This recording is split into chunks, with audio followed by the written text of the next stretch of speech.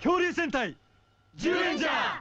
Hey guys, welcome to episode 28 of my Kyoryu Sentai Zyuranger episode reviews and commentary. This time, clay monsters, new and improved. And also for those of you who come in on a regular basis, I am asking where I'm now over halfway through the series. If there's any particular series you'd like to see me do after this one, be it Gokaija, Zyuranger, King Oja, Dom Brothers, whatever, let me know in the comments. And then once I finish this one, I may go on to pick that one. As it is, I am looking at doing maybe a few first episodes of some of the Sentai series, see what ones get views, but I'd always like to see, what you guys say in the comments. So let me know and enjoy the rest of the video. The episode opens with Dan helping out at a local ramen shop, but he is quickly told off for eating a customer's delivery order. Outside, the other rangers are about to pop in themselves as Dan comes out, revealing to them he has a job, despite Barza forbidding them from getting jobs. Back at the temple, Barza says he did allow it, so Mei says she wants to get a job, as their 100 yen allowance isn't enough. Barza relents, allowing the rangers to get jobs, as he has been selling the temple's treasures in order to fund the Zyurangers' lifestyles. But they must still be ready to fight Bandora at a moment's notice. Geki says he won't get a job, but Goosh rushes out to find work as well. Mei gets a job in fast food, Boy's doing deliveries, and Goosh as a crossing guard. On the moon, Bandora is watching them work and planning something. Back at the ramen shop, Dan is feeling overwhelmed by the work as an earthquake hits, but only inside the shop. As they go back inside, the water has been replaced by pink gas, and there are cockroaches everywhere.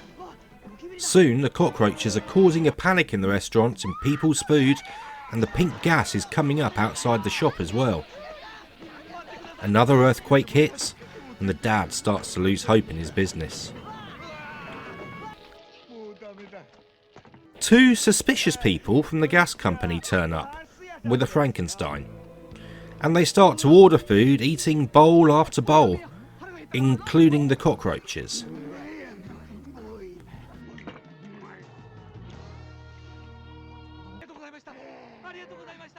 When they leave, Dan goes to follow, but is thrown back by the Frankenstein.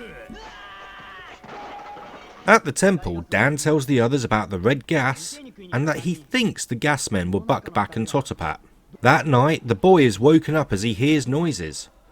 Searching outside, he realises it's coming from the sewers, as he is discovered and caught by Frankenstein.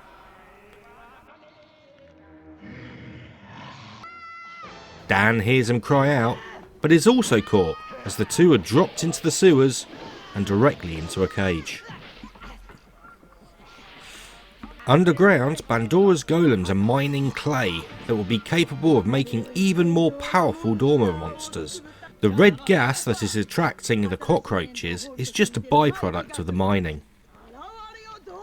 Dora Franken is the first monster made from this clay, and as he tries to crush the cage, it opens and the pair try to escape. Dora Franken catches them and fights Dan, quickly overpowering him.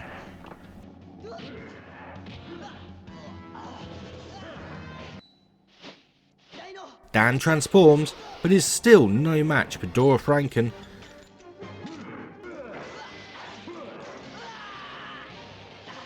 as Bandora returns to her palace with the clay. The next morning, the other rangers are looking for Dan as they experience an earthquake and see the ramen shop swallowed into the earth. As Shinichi and Dan come out of the sewers, in time to see Bandora fly away on a massive ball of clay. Dora Franken starts to attack the Rangers, sending Geki flying before the team transforms But even with the full team using their legendary weapons, they struggle against Dora Franken. As Bandora makes her monster grow, and the Rangers summon the Guardian Beasts, forming Daijujin. Now armed with a ball and chain, Dora Franken has the advantage, as Geki calls for Godhorn. But the Rangers are still struggling against Dora Franken, as Geki calls out for his brother. But Barai is nowhere to be found, as Bandora flies away and Daijujin is knocked down.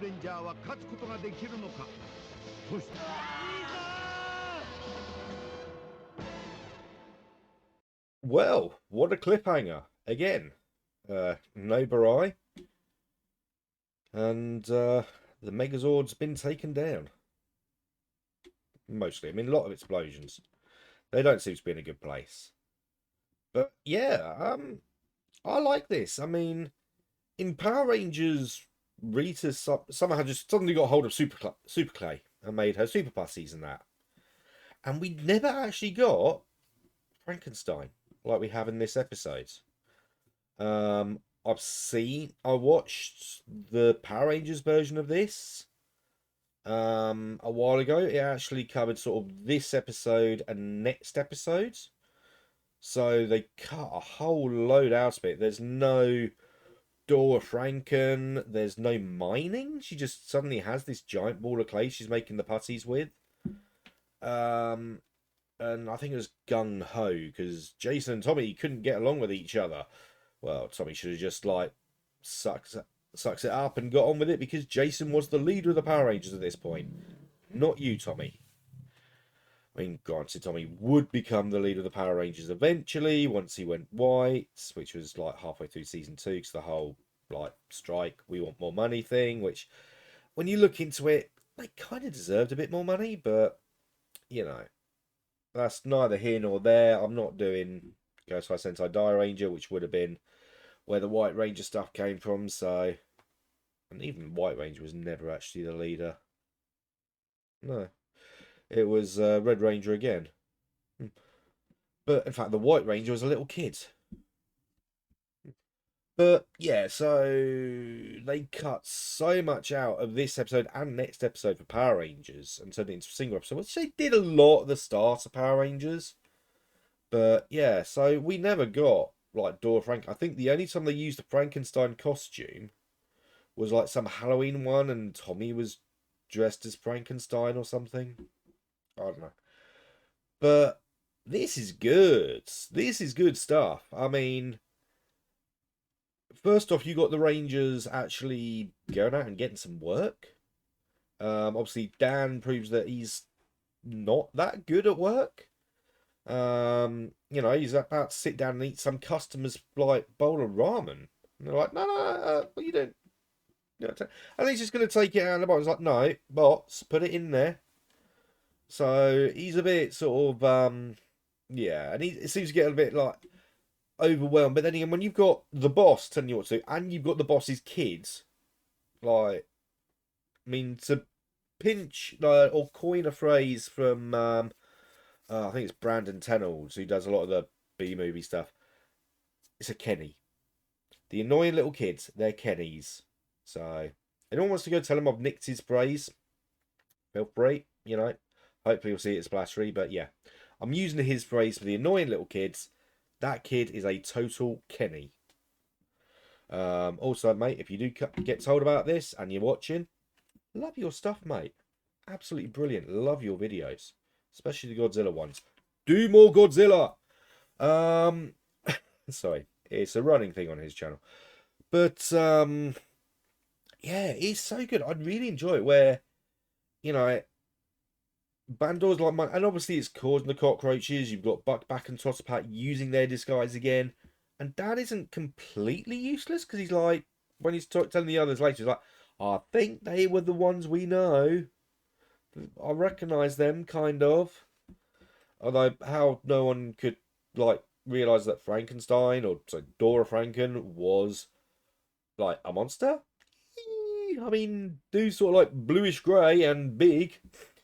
But also, being the first one made out of this clay, which they must have just like found the clay, gone up and made the monster straight away, before going, yeah, this works, let's make more. And getting that giant ball and seeing the little doll of Bandora riding that big ball of clay. That's funny. I like that. But yeah, this is a monster that not only beat up Dan like one-on-one, beat him up as the Zyuranger one-on-one, then managed to fight all the other Zyurangers, well, except for Barai, because, you know, he wasn't there. I don't think we actually see him in the entire episode. You know, takes on all 5 of them, and he's just like, yeah, bring it. I'll take the lot of you on. Come on, bring it. And then gets made massive and just beats up Daijujin. He's beating up gods. And yeah, this is the point where you're sort of like, ooh, okay, Bandora's got some game. Bandora's got a game plan, and it's actually working for a change. Makes a change. It makes a change. But yeah, I like this. This is obviously the start of like some episodes that go through a few stages. Which I can't remember if it's like 2 or 3. I know it goes into the next episode, because that's where we're introduced to that big, beautiful boy there, just with less lightning bolts and more ornate stickers. The lovely, amazing King Brachion. This episode, on the other hand, well, we see Daijujin take a kicking, we see the Rangers taking a beating, and we see them getting jobs. Which, okay, yeah, Dan, pretty useless at a ramen shop, but, you know, he's trying. May goes into fast food. Boy becomes a delivery boy and is stopped by a little dog barking at him. Goosh is a traffic warden, and Geki's like, no, I'm going to read my book, because, you know, at least one of us has got to be ready if Bandora attacks. Smart boy. That's why Red's best. Red's got to be ready. But yeah, 100 yen a week allowance, because he's been selling off the temple's treasures. I mean, I hope they aren't magical treasures that Barza's been selling off. Hopefully he's smart enough that he's been selling the non-magical things. Secondly, you're talking about treasures that are going to be like 150, 170 million years old. They should be worth quite a bit. Get them appraised properly. It's like, you know, you're going to get archaeologists going, oh my god, this is millions of years old. You've got this proves everything that we knew. People lived with dinosaurs. Oh my god, I give you loads of money. You'd think they'd be rolling in it, but I guess not. But yeah, I mean, I know it's the 90s, but 100 yen? That's like £1 a week or something, isn't it? That's not much. That is really not much money. And then maybe it was more in the 90s. I don't know. But yeah, I don't think you'd have gotten very far on that much money. So props them for getting, and also props to the show showing the Zyurangers actually doing it and saying, well, they haven't done it so far because Barza actually forbid them. It's only because he's realizing how expensive it is having 5 teenagers / young 20s living there wanting food and clothes and whatever else. He's like, yeah, you're really begging me to let you to work? Yeah, go to work, pay some rent. At this point, do they don't have to pay rent to Barza? Maybe you can buy the temple's treasures back or something. But either way, I really enjoyed this episode. I love the fact it's another cliffhanger one, which we haven't had for quite a while. Not since Barai was still on Bandora as well, on his own side, really. He was sort of with Bandora, but not with Bandora, wasn't he? But yeah. So let's wait for the next one. And I think next one has that famous shot where it looks down and you can actually see the edge of the stage. I think that's next one. But anyway, we'll find that out next week. I'll see you next time. Bye.